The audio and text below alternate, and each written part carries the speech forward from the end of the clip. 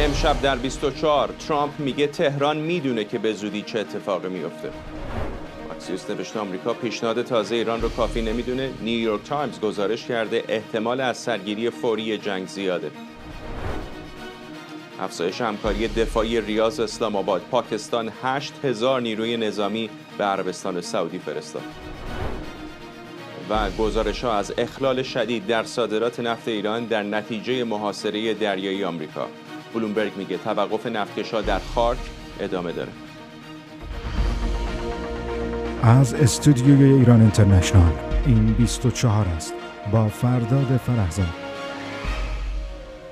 بینندگان ایران اینترنشنال در ایران و سراسر جهان سلام و وقت بخیر. رئیس جمهوری آمریکا میگه بعد از دریافت جواب جمهوری اسلامی هیچ تمایلی به دادن هیچ گونه امتیازی به تهران نداره.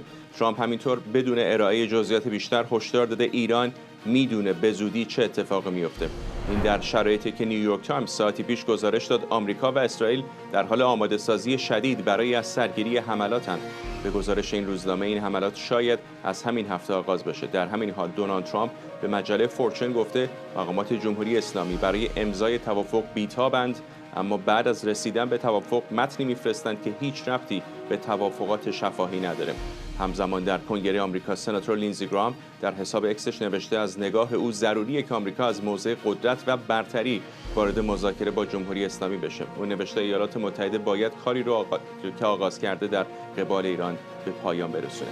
سمیرا قرایی از کاخ سفید و مرضیه حسینی از کنگره آمریکا به ما پیوستن. سمیرا، در حالی که سیگنال هایی به نظر میرسید که داره به گوش میرسه که شاید نشانه های از باز شدن راهکار دیپلماتیک وجود داره، دوباره الان حرف از احتمال شروع درگیری ها در ساعت ها یا روزهای پیش روه.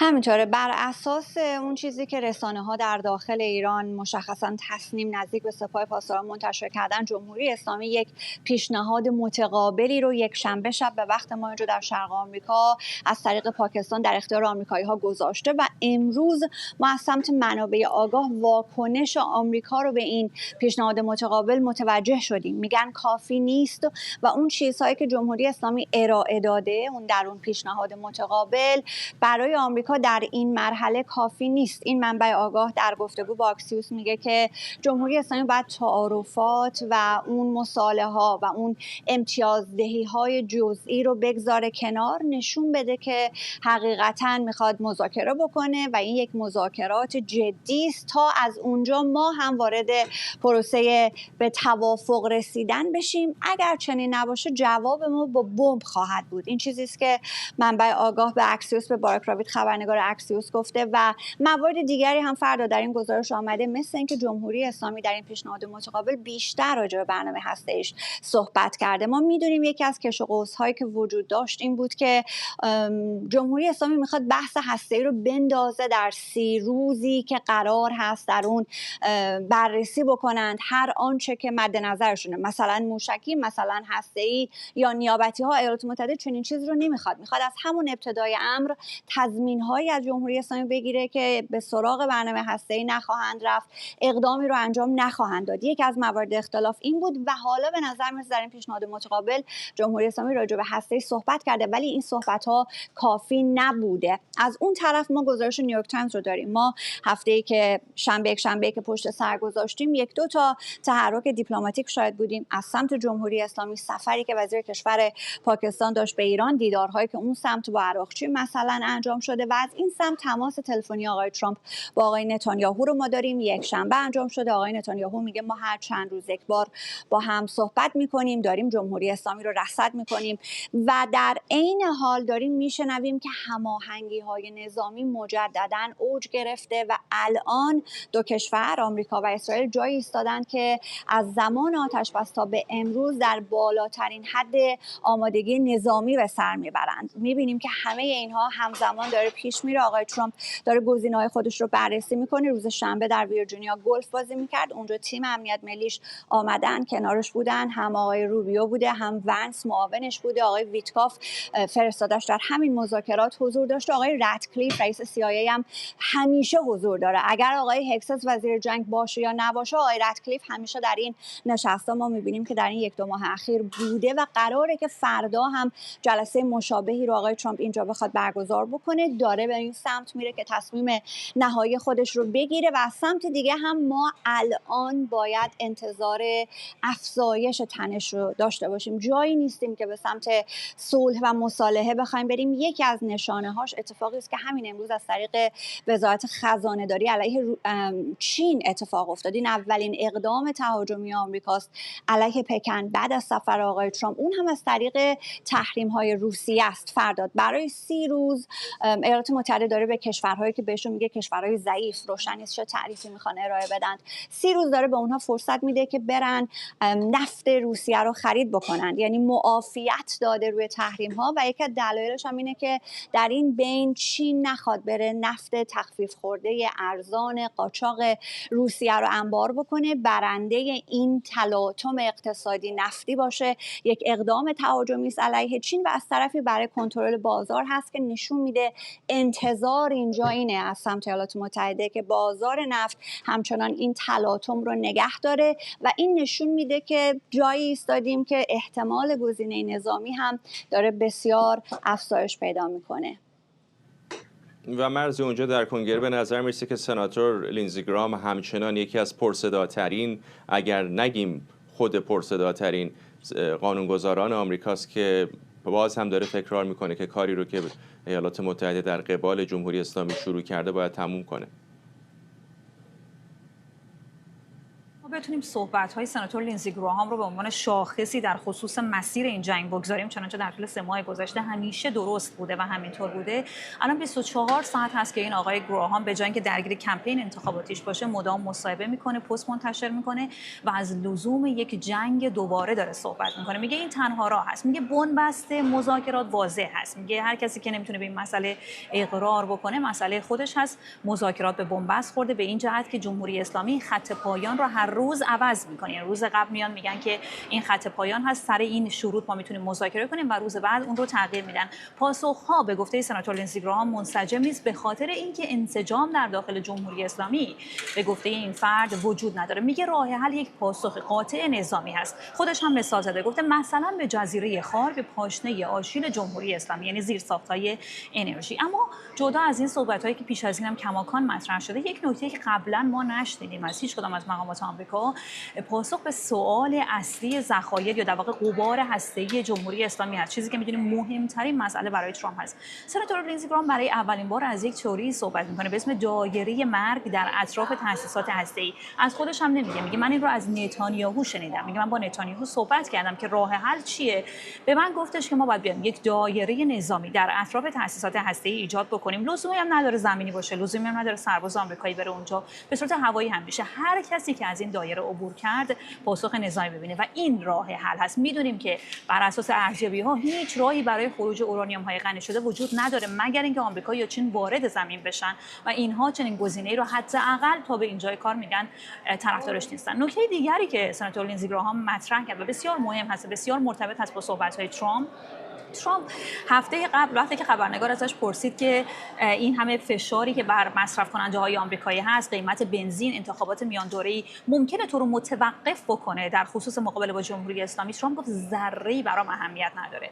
به همین صراحت گفت اگر انتخابات میان دوره‌ای را هم ببازیم، من باز اولویت من این هست که تهدید جمهوری اسلامی از بین ببره و حتی اگر فشار بر مصرف کننده های آمریکایی ایجاد بشه. این خیلی مهم هست به خاطر اینکه گمانه‌زنی‌های مختلفی ایجاد شده بود. این سال از سناتور لینزی گراهام هم پرسیدن، اون گفت من شخصا سناتور هستم دیگه، در آستانه انتخابات میان دوره‌ای هستم. گفت من اگه شغلمو الان از دست بدم برام مهم نیست، مهم این هست که تهدید هسته‌ای جمهوری اسلامی از بین بره و تاکید کرد ترامپ الان مثل چرچیل زمان است. گفت وقتی که چرچیل می‌خواست به جنگ نازی‌ها بره خطاب به مردمش گفت ما عرق خواهیم داد، خون خواهیم داد، جان خواهیم داد، ولی در عوض قرار هست نازی‌ها رو باشون مقابله بکنیم و الان هم جمهوری اسلامی نازی زمانه‌ای هست که ترامپ به هر هزینه‌ای باید باهاش مقابله بکنه.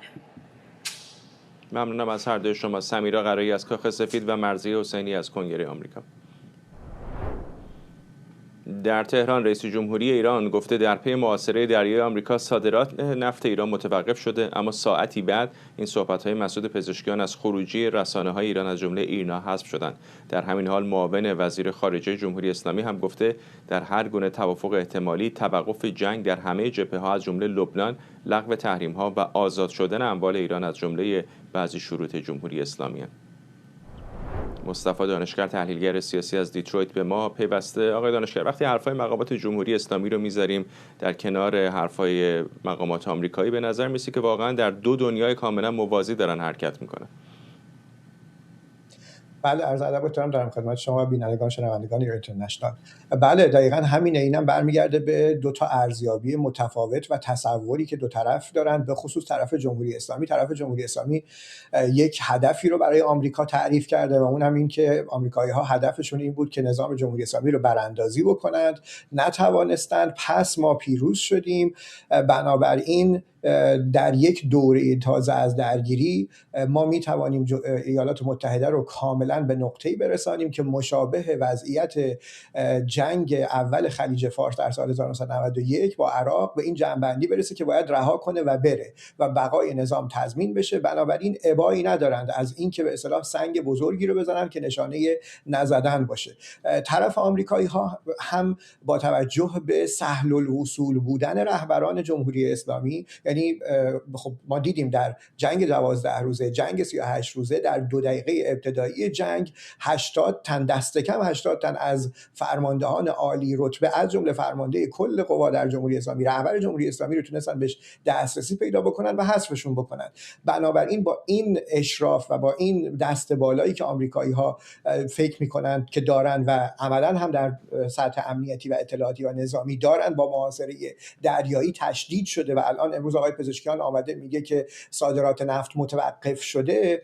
آمریکایی‌ها احساس نیاز به این که همونطور که آقای ترامپ هم گفته که بخوان امتیاز خیلی جدی بدن به جمهوری اسلامی نمیبینن. بنابراین مجموع این دو ارزیابی متفاوت که زمین تا آسمان با هم فرق داره منجر شده که دو تا بسته پیشنهادی بره که نسبتی با هم ندارن و حکایت از زیست دو طرف در دو جهان موازی دارن. مشخصه که آمریکایی‌ها میتونن جمهوری اسلامی رو مهار بکنن، به خصوص در تنگه هرمز که تا این لحظه کردن، اما آیا این مهار به معنی توان اونها برای ساقط کردن هم هست؟ چون به نظر میسه که در جریان فاز اول جنگ چنین تلاشی کردن یا نشانه‌هایی برای انجام چنین تلاشی وجود داشت ولی به ثمر نرسید که متوقف شد و آتش بس شد و رفتن پای میز مذاکره. ببینید، من فکر میکنم که آنچه روشن بود و نشانه هایی که وجود داشت حکایت از اراده ایالات متحده برای برانداختن جمهوری اسلامی نبود. اسرائیلی ها بله داشتند و همچنان هم دارن، اما ایالات متحده طرح ایدئالش همچنان که تا الان هم پافشاری میکنه ونزوئلا است، یعنی برآوردن و برکشیدن کسی از درون ساختار جمهوری اسلامی که بتواند ترتیبات استحاله جمهوری اسلامی و امضای تسلیم نامه توسط جمهوری اسلامی رو انجام بده.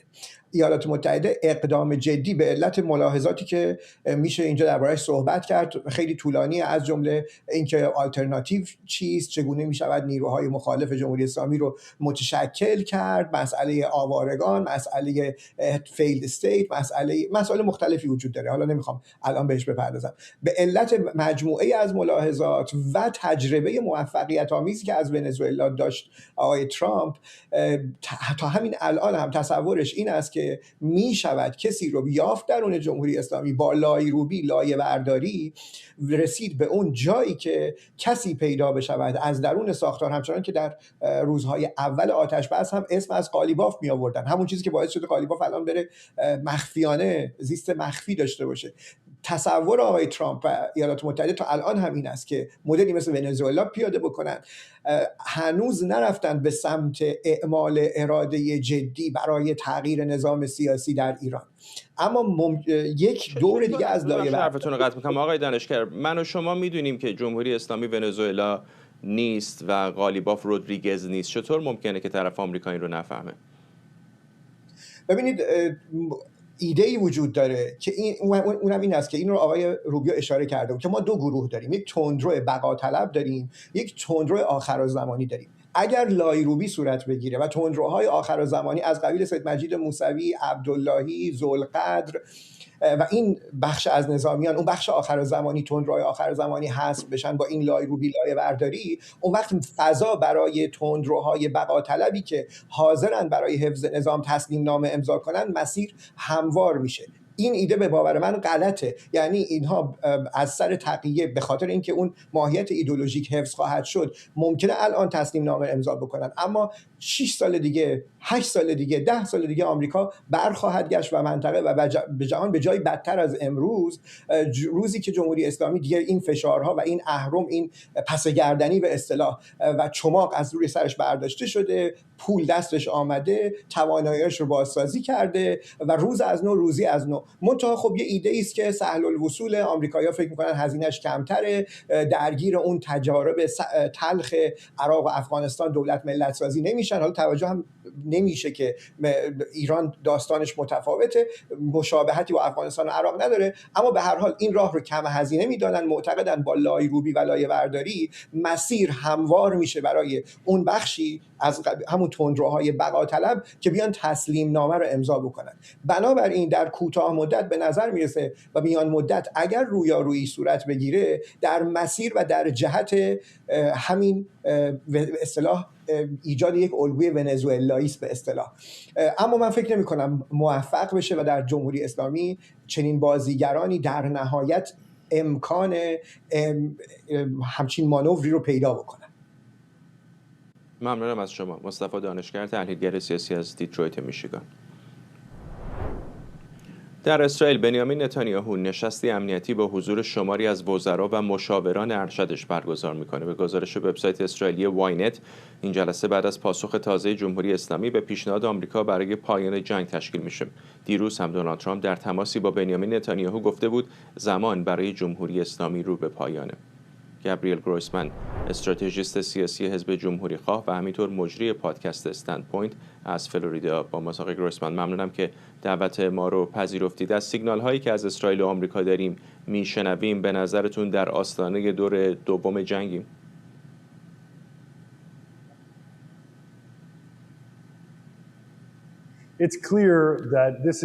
روشنه که این لحظه است که حکومت ایران و سپاه پاسداران تصمیم بگیرن که آیا میخوان دور دوم جنگ رو داشته باشن یا نه.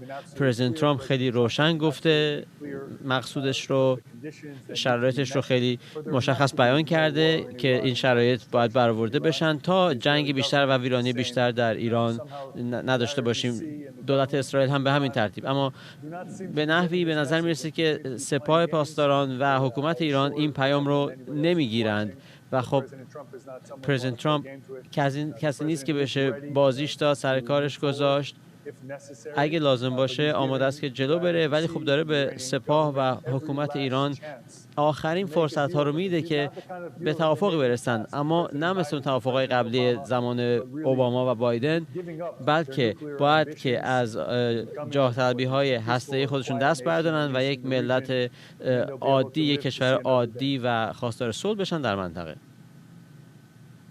به نظر میسه که معادله نسبتاً ساده است. یعنی چند تا مورد دیگه، خارج کردن اورانیوم غنی شده، برنامه موشکی، گروه‌های نیابتی، به انگشت شمار موضوعاتی که طرف آمریکایی میخواد و خیلی هم به نظر میسه که سرراست باشه. چرا علیرغم اینکه به نظر موضوعات ساده میان، اینقدر باید دو طرف برن همدیگر رو ببینن، با میانجی، بدون میانجی، در مسقط، در دوحه، در اسلام آباد، در ژنو، و باز هم به نتیجه نرسن؟ آیا یک بار بشینن و همه حرفا رو بزنن دو طرف متوجه نمیشن که هر طرف کجا ایستاده؟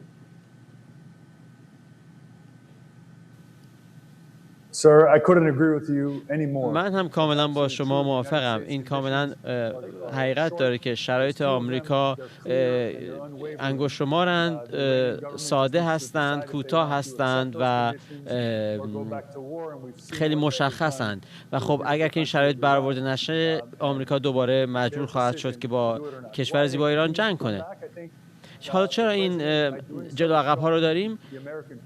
دلیلش اینه که پرزیدنت ترامپ میخواد که به مردم آمریکا، به رسانه‌های آمریکا و به بقیه جهان نشون بده که او خواستار جنگ نیست. او خواستار صلح و آرامش برای منطقه است. خواستار این هست که پایان بده یک بار برای همیشه به تهدیدهای حکومت ایران که برای این همه سال این تهدیدها رو متوجه جهان کرده. بنابراین وقت این رژیم به سر اومده. پرزیدنت ترامپ نمایندگان خودش رو به گوش و کنار جهان میفرسته تا ادامه بدن به این بحث ها، اینکه چطور و برای چی باید که این مذاکرات رو به پیش ببرن، چرا این شرایط رو نمیتونه تغییر بده و حالا حکومت ایران باید بفهمه که این رئیس جمهور با رؤسای جمهور سابق فرق داره و زمانشون دیگه به پایان رسیده. ولی در این حال فکر نمی‌کنید که ممکنه آمریکا توان جمهوری اسلامی رو دست کم گرفته بود؟ برای اینکه برای 40 روز جنگیدن، حکومت از هم نپاشید، تقریبا به 11 کشور منطقه همزمان حمله کردند و همچنان اورانیوم غنی شدهشون رو دارن، هنوز توان پهپادی دارن، هنوز توان دارن و علاوه بر همه اونها یک سلاح جدیدی دارن که قبل از جنگ نداشتن و اون محاصره تنگه هرمزه.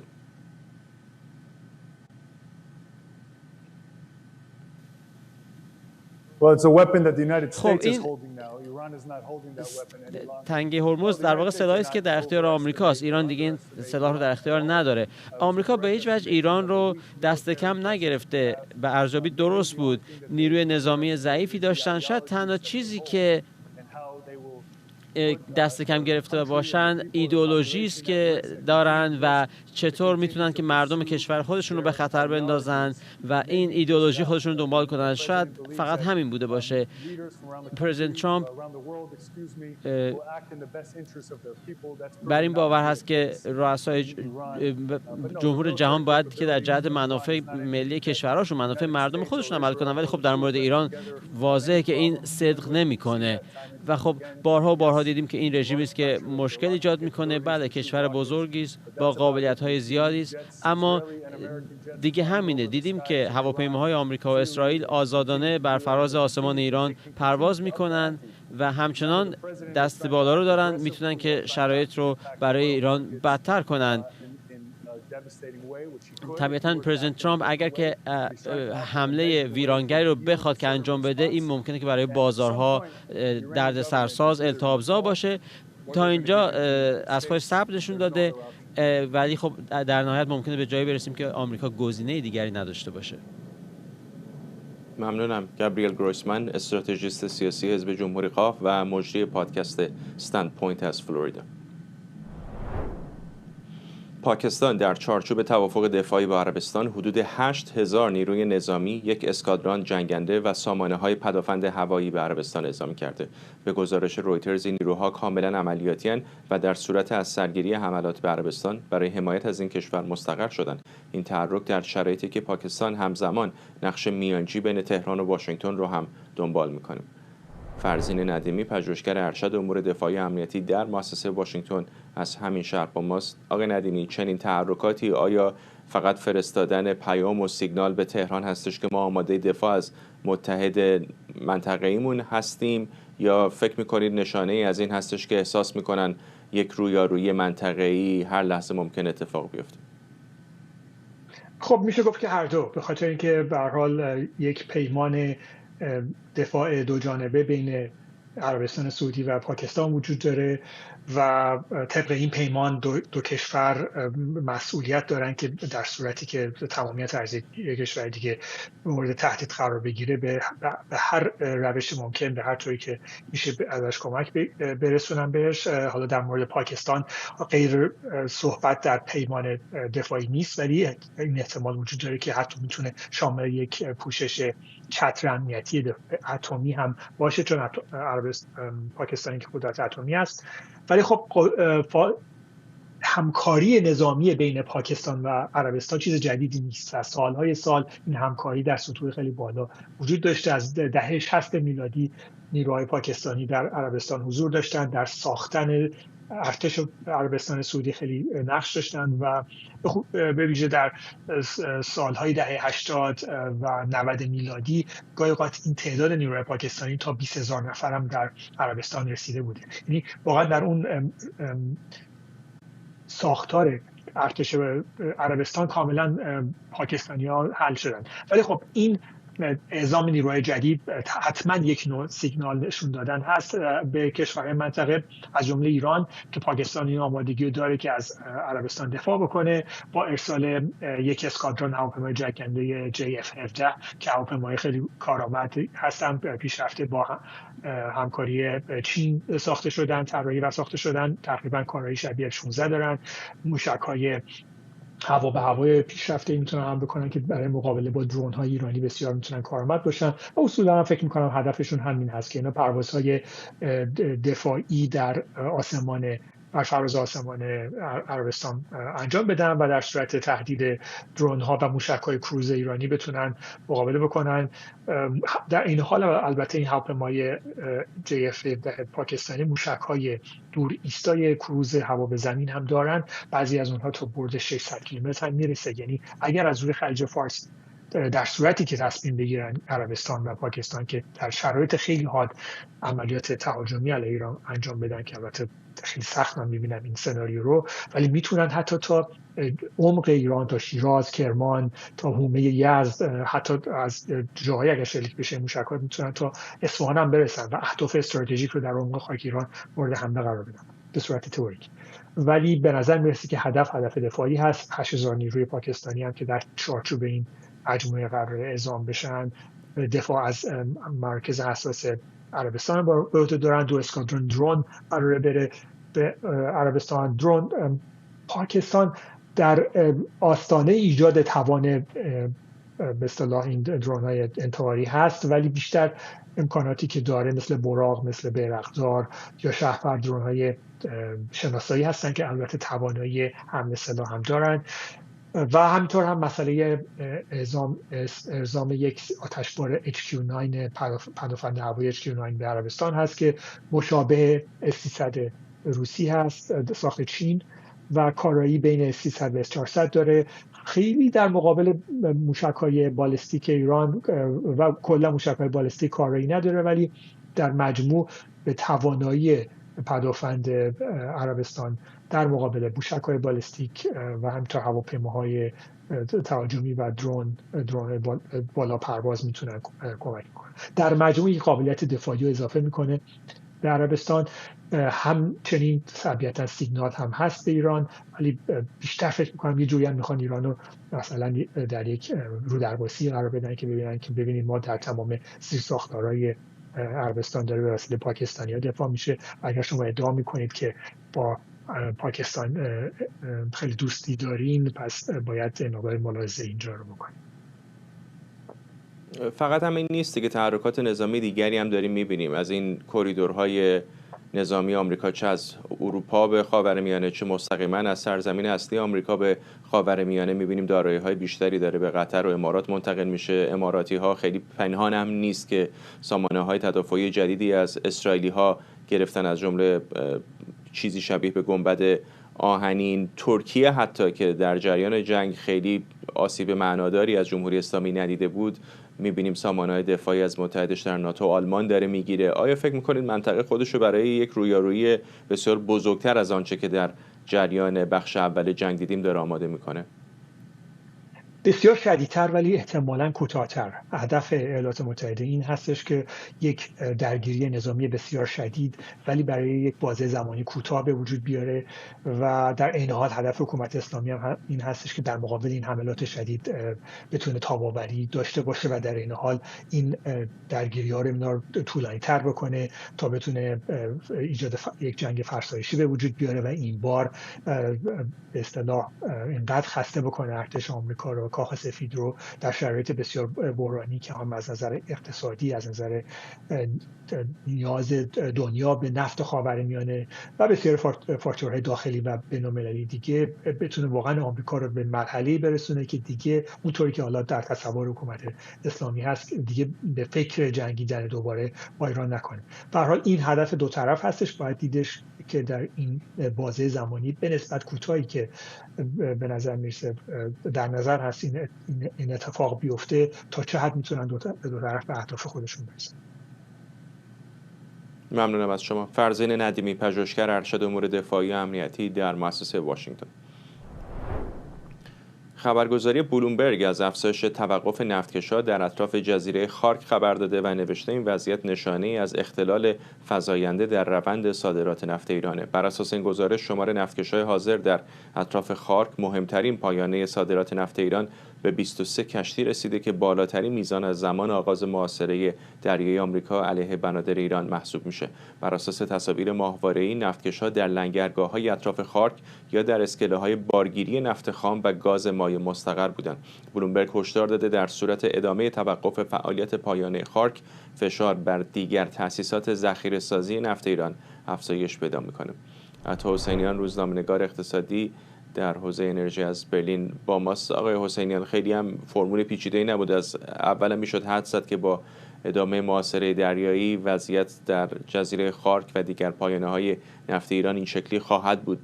در میان مدت چه اثراتی برای صادرات انرژی ایران خواهد داشت؟ آیا میتونن این رو در شکل دیگری ذخیره بکنن، در سرزمین اصلی ذخیره بکنن، تبدیل به بنزین بکنن؟ چه اتفاقی خواهد افتاد؟ درود به شما، وقتتونم بخیر. به این اتفاقی که افتاده اینه که ما در تنگه هرمز رو به محض اینکه جمهوری اسلامی بست، خب آمریکا هم اومد محکم‌تر بست به قول خود آقای ترامپ و کلاً محاصره دریایی رو اعمال کرد در رابطه با جمهوری اسلامی. اتفاقی که افتاده اینه که ما تولید نفتمون تقریباً 3 میلیون و 500 هزار بشکه است. یه بخشش میره برای تولید فرآورده‌های نفتی مصرف داخلی، تقریباً 1 میلیون تا 1 میلیون و 500 هزار بشکه. ما تا حتی 1 میلیون و 700 800 هزار بشکه توانایی صادرات داشتیم به کشورهای مختلف که تو این یک دهه اخیر چین بوده. الان با محاصره دریایی عملاً صادرات متوقف شده. وقتی صادرات متوقف بشه، اون بخش مصرف داخلی خب همچنان نفت تولید میشه و به پالایشگاه داده میشه و تبدیل به فرآورده‌های نفتی میشه و داخل مصرف میشه. اما اون بخشی که صادراته هی ذخیره میشه، هی در مخازن خاک، ماهشهر، جزایر سیری ذخیره میشه. اما اینا محدوده. یعنی ما مثلا در جزیره خاک 30 میلیون بشکه، در نهایت 35 میلیون بشکه توانایی ذخیره نفت داریم. بعد از اون دیگه این نفت میمونه رو دست. یعنی یا باید برن تولید نفت رو کاهش بدن، متوقف کنن که اونم باز دردسرهای خودشی داره، چون چاهای ما بخش عمده‌اش در نیمه دوم عمرشون هستن. وقتی کاهش تولید باشه یا توقف تولید باشه، دوباره راه انداختن این چاها ریسک بالایی داره، هزینه بالایی میخواد. بعضی از چاها اصلا خطرناکه، احتمال داره یه بخشی از اون ذخایر نفتی در اون سنگ مخزن گیر کنه و برای همیشه دیگه از بین بره و قابل استحصال نشه. الان مشکل اینه که جمهوری اسلامی مخازن ذخیره سازی نفتش در خارک داره پر میشه، روی آورده به نفتکشا. این تعداد بالای نفتکشی که هر روز داریم خبر میبینیم که دارن فرار میکنن، محاصره دریایی رو شکستن، اومدن سمت خارک، بیشتر به خاطر اینه که این نفتکشای خالی بیان در خارک لنگر بندازن و حالت ذخیره سازی نفت رو انجام بدن تا ببینیم تا روزهای آینده چه اتفاقی میفته. با این حال جمهوری اسلامی به سمت کاهش تولید نفت رفته و این هی اگر ادامه پیدا کنه هی بیشتر هم خواهد شد. آیا شرایط طوری هستش که تک و توک بعضی از این کشتی‌ها با عبور از کنار بخش ساحلی ایران و پاکستان بتونن از این محاصره دریایی آمریکا عبور بکنن، برن به بازارهای آسیا؟ دقیقاً این اتفاق در جاسک داره میفته. نگاه ها به جاسک، ما چند روز پیش یه هفته پیش خبرهایی داشتیم که نیروی دریایی آمریکا با نفتکش‌های ایران در نزدیکی جاسک درگیر شد. جاسک ما یه خط لوله‌ای در دوران روحانی کشیدن به توصیه شورای امنیت ملی که تنگه هرمز رو دور بزنیم و به جای اینکه خارک این ور تنگه بر نفتکش‌های ما بارگیری کنن، برن اون ور تنگه در دریای عمان بارگیری کنن. اونجا مسافتش به آبهای آزاد، به آبهای پاکستان خیلی بیشتره. تو این یک هفته دو هفته اخیر جمهوری اسلامی تمام تلاشش رو کرده که بتونه از جاسک با خاموش کردن رادار نفتکشا این کار رو انجام بده. آمار دقیقی نیست، هنوز مشخص نیست که آیا تونستن نفتکشا با رادار خاموش در شب، رادار خاموش به آهستگی خودشون رو برسونن به آبهای پاکستان و از اونجا به سمت چین برن یا نه. اما خب محتمله، این احتمالش هست. واسه همینم در 2 هفته 3 هفته گذشته جمهوری اسلامی تلاش بیشترش اینجوری بوده که در خارک نفتکش‌ها رو لنگر بندازن، ذخیره سازی انجام بده. اون 300,000 تا 400,000 بشکه در روز نفتی که بخواد صادر کنه رو از جاسک انجام بده. جاسک نگاه ها بهش کمتره، خب نزدیکتر هم هست به پاکستان.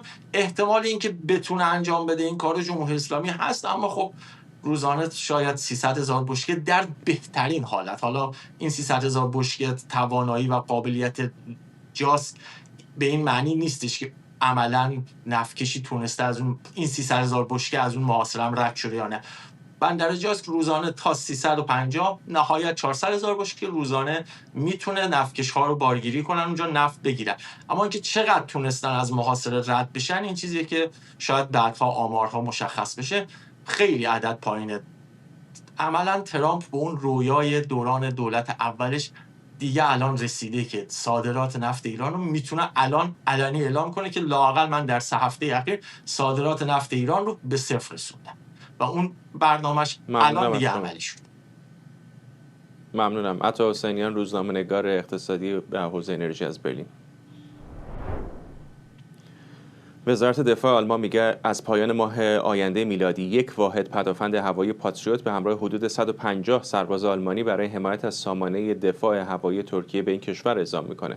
برلین گفته این مأموریت در چارچوب ناتو و تا سپتامبر 2026 ادامه داره و آلمان در این عملیات جایگزین نیروهای آمریکایی میشه. وزیر خارجه آلمان هم در دیدار با همتای ترکش گفته تهران نباید به سلاح هسته‌ای دست پیدا کنه و باید برنامه موشکی و سیاست تنش‌زایی در منطقه رو متوقف کنه.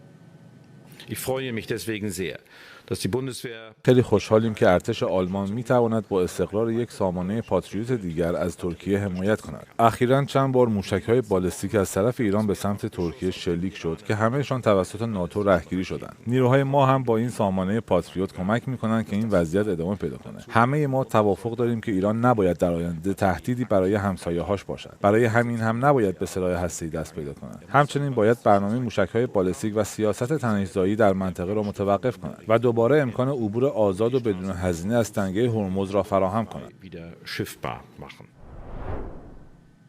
همکارم علی حسنپور از برلین به ما پیوسته. علی، بیشتر به ما بگو در مورد این همکاری که به نظر میرسه در طول تابستان ادامه خواهد داشت.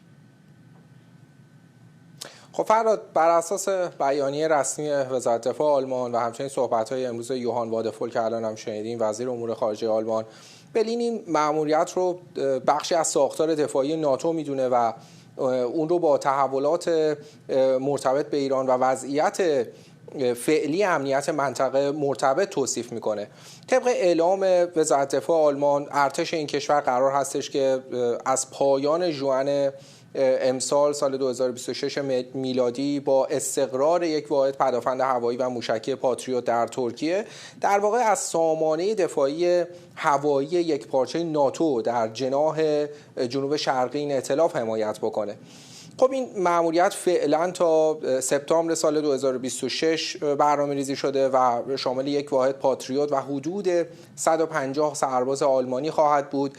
در این عملیات نیروهای آلمانی قرار هستش که جایگزین یک واحد در واقع آمریکایی بشن و در چارچوب ناتو فعالیت کنن و گفته شده که در واقع این نیروهای آلمانی قرار هستش که همکاری‌های نزدیکی رو هم با شرکای ترک و آمریکایی خودشون داشته باشن. اما در توضیح این که در واقع این مأموریت به طور کلی چرا داره انجام میشه و ارتباط این تصمیم حالا با تحولات منطقه چه هست، وزارت دفاع آلمان میگه که در پی بحران در ایران و موشک‌هایی که از سوی جمهوری اسلامی شلیک شدن داره این عملیات انجام میشه. میدونیم در پی همین حملات ناتو سامانه دفاعی موشکی بالستیک خودش رو در ترکیه تقویت کرده بود، از جمله از طریق استقرار نیروهای بیشتر آمریکایی. حالا وزارت دفاع آلمان میگه که قرار هستش که یک واحد آلمانی جایگزین همین نیروهای آمریکایی بشن. همزمان با انتشار خب این بیانیه، امروز هم یوهان وادفول وزیر امور خارجه آلمان در کنفرانس خبری مشترک خودش با همتای ترکیه‌ای خودش هاکان فیدان بارها به تحولات مرتبط به ایران اشاره کرد. گفتش که ترکیه نه فقط به دلیل جغرافیایی بلکه به دلیل اهمیت سیاسی و اقتصادی خودش ظرفیت تاثیرگذاری بر کانون این بحران رو داره و به همین دلیل هماهنگی نزدیک بین آلمان و ترکیه حالا اهمیت بسیار زیادی داره. وادفول همچنین اعلام کرد که اروپا آماده مشارکت در تأمین امنیت تنگه هرمز هست و گفتش که حالا یک مینروب و کشتی‌های همراه در مسیر مدیترانه قرار دارن. اما خب میدونیم کشورهای اروپایی به ویژه اینجا در آلمان بسیار بر حل این بحران از راه دیپلماتیک تاکید میکنن. در همین راستا هم وادفول گفتش که مذاکرات متوقف نشده و همچنین ادامه داره و تاکید کرد که راه حل نظامی به نتیجه نخواهد رسید و تنها راه حل ممکن در واقع یک راه حل دیپلماتیکه. اما خب در عین حال تاکید کرد که از دید دولت آلمان ایران نباید به سلاح هسته‌ای دست پیدا بکنه و باید برنامه‌های موشکی به ویژه موشک‌های بالستیک و سیاست حمایت از نیروهای نیابتی خودش رو متوقف بکنه. موضوع دیگه پیامدهای این بحران هستش که بار دیگه وزیر خارجه آلمان بهش اشاره کرد، به ویژه به دلیل خب مسدود شدن تنگه هرمز هشدار داد که کمبود کودهای شیمیایی مثلا در برخی از کشورها میتونه به تشدید این بحران در واقع دامن بزنه. در مجموع آنچه امروز از صحبت‌های در واقع یوهان وادفول و همچنین بیانیه وزارت دفاع آلمان مطرح شده این هستش که برلین همزمان با ادامه بحران در ایران و نگرانی‌های امنیتی در منطقه در چارچوب ناتو نقش پررنگتری داره ایفا میکنه. اما خب در حالی که می‌دونیم که از یک سو بر ادامه مسیر دیپلماتیک و مذاکره تاکید میکنه، خب از یک سوی دیگه هم در حوزه امنیتی و دفاعی هم داره سهم بیشتری رو در ساختار ناتو بر عهده میگیره. ممنونم از تو. این یک خبر فوری است.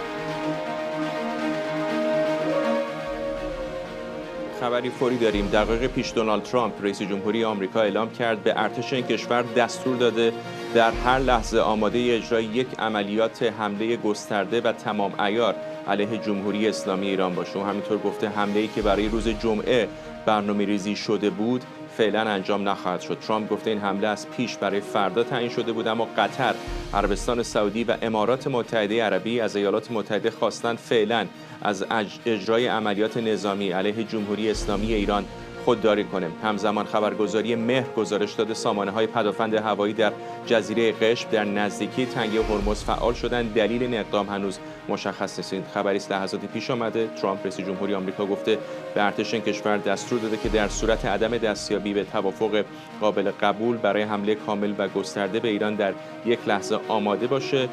آقای ترامپ گفته که ما حمله برنامه‌ریزی شده فردا به ایران رو فعلا انجام نخواهیم داد، برای آنچه که او درخواست قطر، عربستان سعودی و امارات متحده عربی خوانده. این در ادامه گزارش‌هایی است که پیشتر گفته شده بود ایالات متحده آمریکا ممکنه در چند روز آینده حملاتی رو علیه جمهوری اسلامی انجام بده. این بالاترین تنش در روزهای اخیر هستش که الان شاهدش هستیم. همونطور که بهتون گفتم دقایق پیش دونالد ترامپ گفته که به ارتش این کشور دستور داده در صورت عدم توافق قابل قبول برای حمله کامل و گسترده به ایران آماده باشه. همطور که پیشتر هم بهتون گفتم ظاهراً قطر، عربستان سعودی و امارات متحده عربی از ایالات متحده خواستن فعلا از اجرای عملیات نظامی علیه جمهوری اسلامی ایران خودداری کنه. مشخص نیست که آیا این لفاظی هایی برای به فشار آوردن بر جمهوری اسلامی برای احتمالاً پذیرش درخواست‌های طرف آمریکایی است یا نه. می‌دونید که در چندین دوره مختلف دو طرف نتونستن به توافقی برسن، چه در اسلام آباد، چه در ژنو، چه در جریان مذاکرات غیر مستقیم دیگری که به واسطه کشور عمان صورت گرفته بود. این حالا یکی از جدیدترین واکنش‌های رئیس جمهوری آمریکاست که گفته آماده است اگر به توافق معناداری نرسه حملاتی رو علیه ایران انجام بده. او گفته که چنین حملاتی برنامه‌ریزی شده بود، اما به درخواست بعضی کشورهای حاشیه خلیج فارس فعلا به تعویق افتاده. در طول برنامه هم شنیدیم که عربستان سعودی نیروهایی رو از پاکستان دریافت کرده، امارات متحده عربی کمک‌هایی رو از عربستان سعودی و ترکیه هم از آلمان. فعلا میرسیم به پایان برنامه 24 امشب، ولی خبرهای مربوط به این موضوع و خبرهای دیگر رو میتونید از ایران اینترنشنال در ساعت‌های پیش رو دنبال کنید.